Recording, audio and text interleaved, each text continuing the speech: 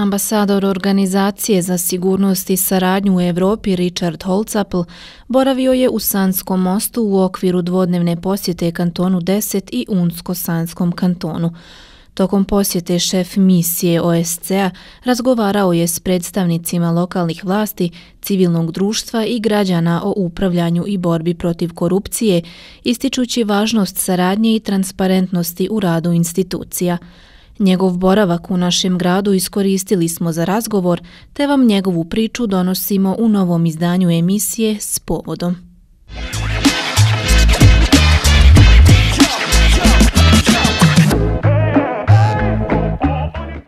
Želimo vam dobrodošlicu u novo izdanje emisije S povodom, a s nama u društvu je ambasador misije OSCE u Bosni i Hercegovini Richard Holzapfel. Želimo vam dobrodošlicu u Sanski most. Kako OSCE ocjenjuje trenutnu političku situaciju u Unsko-Sanskom kantonu i koje su to ključne preporuke za poboljšanje stabilnosti i saradnje među političkim akterima? I think in terms of the political situation, obviously it's complicated, but our role in the OSCE really isn't to give politicians advice on how to manage their relationships with fellow politicians and parties. What our position is and our effort is to try and just deliver a message and support for the most transparent and democratic forms of practice. I think so. My advice to politicians is always to consult with their constituents about what kind of a future their constituents want, and then focusing their efforts on trying to respond to those citizens' desires, and also to be able to be held accountable for whether they're actually delivering on their citizens' wishes. Depopulacija je sve izraženiji problem u Bosni i Hercegovini, pogotovo u manjim sredinama. Na koji način međunarodne organizacije poput OSCE-a mogu podržati lokalne zajednice u borbi protiv ovog trenda? So I think it's a very real concern, because you need I think more the issue is not necessarily the number of people, but it's whether people see a future for themselves staying in their communities, and I think that's part of sort of linked to my previous answer about how what people need is a clear sense of what the future holds for them, what sorts of opportunities there will be, what sort of a society they'll be living in as they grow up, and then they'll have a reason to stay. So I think that this is one of the things, and one of the ways that we international organizations and the international community can assist is by trying to help advance that vision and give support to a future that is more open to, particularly I think to Europe and to Bosnia and Herzegovina playing its appropriate role and having its appropriate place within Europe, then will give people both a hope and a reason to see how their future can be successful. They don't need to emigrate. They don't need to leave their own communities to have a good life. They can have a good life here where they're living. And I think, as this setting demonstrates, there's a lot of things that are attractive about being able to stay here. Koji su to najuspješniji primjeri projekata koje je OSCE do sada realizirala u Unsko-Sanskom kantonu i kakvi su planovi za naredni period? I think we've had a number of important projects both within the canton, but also at a national level that can contribute. One of the obviously here today I'm visiting this NGO, this civil organization or civil society organization engaged in mountaineering and ecologic activism, which is just a fabulous example of how we can encourage people to build community bonds through their shared interests and shared activities. I think these types of projects,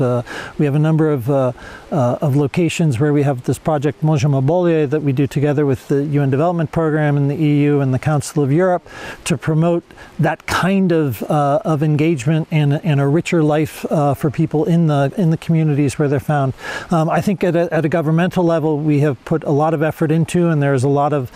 energy behind efforts at anti-corruption. I was meeting this morning when I was in Bihać with the the head of the Anti-Corruption Office that has now been operating for about a year and a half, and sense the real energy and dynamism and determination behind that work, which is so vital to giving citizens a sense of confidence in the reliability and the accountability of their elected officials, and that politicians are using their authorities and their powers to actually improve society rather than for their own self-benefit. And then on the national scale, I think the work, one example I would cite is the work that we've done to try and improve the efficiency and the effectiveness and the reliability of the electoral process. So I think obviously with general elections coming up next October, a year from now, this kind of work, again, because it's all about helping the institutions of government ensure their legitimacy and their accountability to the citizens and their ability to deliver on what the citizens are asking for, and in turn giving citizens confidence that those government institutions are actually acting on their behalf and in their interests. Kako ocjenjujete saradnju između lokalnih vlasti i civilnog društva u ovom kantonu? Postoje li modeli dobre prakse koji bi se mogli proširiti i na druge regije Bosne i Hercegovine? I think definitely there are.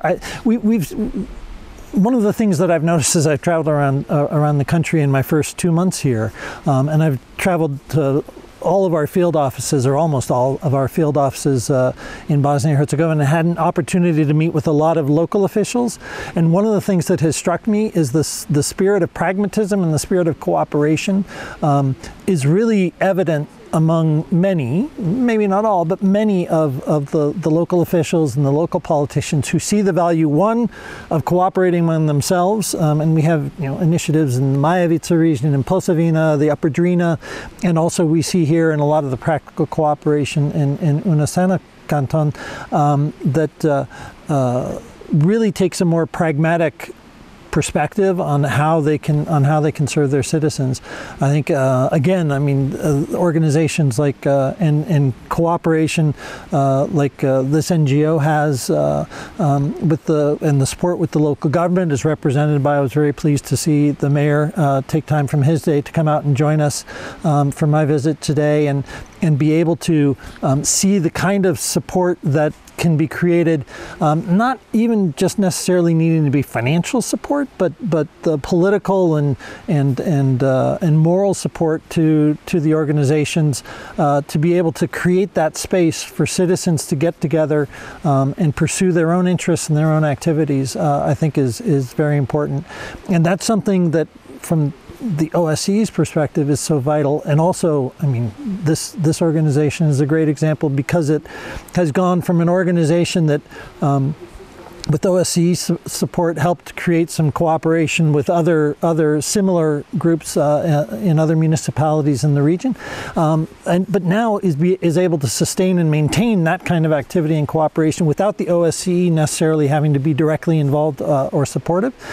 because in fact, one of the things that I'm trying to reinvigorate is, even after 30 years of the OSCE mission being here, and this year we mark our 30th year of activity in the country, we are not a permanent mission. Our intent and our purpose is to assist local governments and local organizations to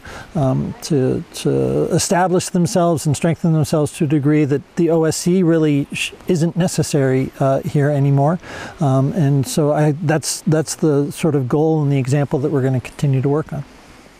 Kakvu ulogu OSCE vodi u podršci mladima, obrazovanju i zapošljavanju kao osnovnim funkcijama zadržavanja stanovništva u zemlji?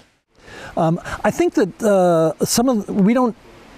get so directly involved in sort of economic development and employment policy per se, but I think that a lot of the work that we're doing, both in anti-corruption, in terms of strengthening the judicial system, are so vital for economic growth and economic development. Investors and businesses need to know that they have an impartial judiciary, that they'll be able to enforce contracts, and that those those parts of the government institutions function as they should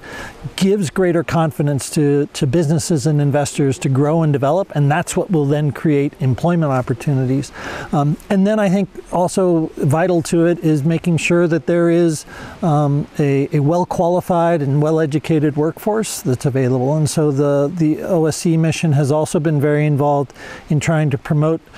programs of reforms of the primary and secondary school curriculum to give students,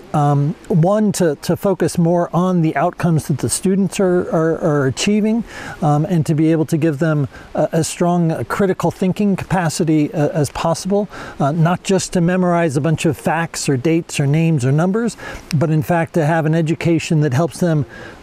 know how to think and how to reason and how to solve problems. And I think that will then give them more attractiveness as well to employers and more ability to contribute both to the economy and to society as a whole. Na koji način građani mogu direktno učestvovati u inicijativama koje OSCE podržava kako bi se jačala demokratija i povjerenje u institucije? One is, I think, is the way to get involved is just to get involved, to speak up, to obviously at the most fundamental level exercise the right to vote. I think in any society one of the most concerning signals is when you start to see voter participation, and this is in any society, when you start to see voter participation rates drop. That's a worrying signal that people are losing confidence that politics really even matters and that their vote really even is making a difference. So at one level I absolutely encourage people to get out and vote, to engage in politics, by which I mean having a clear sense and thinking seriously about what kind of a state, what kind of a country do the people of Bosnia-Herzegovina want, and then making those desires clear to those who hope to be their political leaders and are campaigning for those kinds of offices or currently serving in those offices, and tell them clearly what it is, how they want their governments to serve them, and then holding politicians accountable for actually delivering on those kinds of requirements. Hvala vam na izdvojenom vremenu. Hvala vama. Pratili ste još jedno izdanje emisije S povodom. Hvala vam na pažnji i do gledanja.